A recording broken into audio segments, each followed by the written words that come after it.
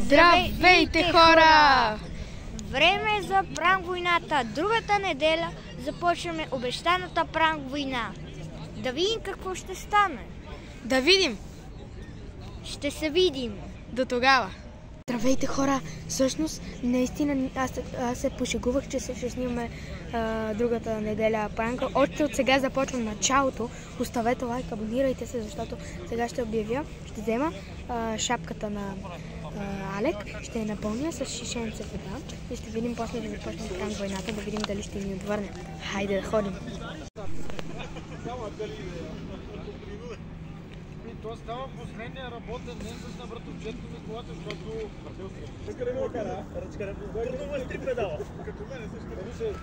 Добре, Алек вече е заспал. Сега ще направим пранка, който ви казах.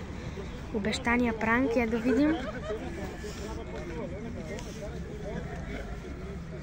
Добре, сега ще му вземем шапката. Леко, леко. Така. Ще оставим ето тук на пейката. Ето.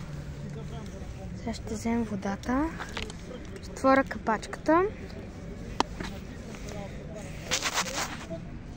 Чакайте да отворим. Сега да видим дали спи. Добре.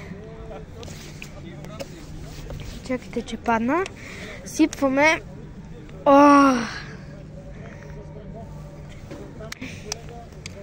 Чакайте, че се полея. Тихо, сега да не го събудим. Така.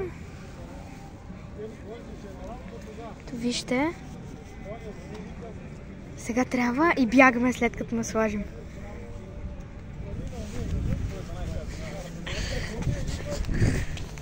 Бягаме бързо! Алек!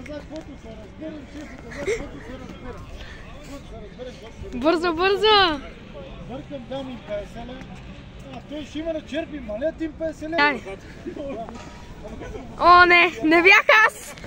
Не, започваме пранк война, гледайте видеото в неделя, чао!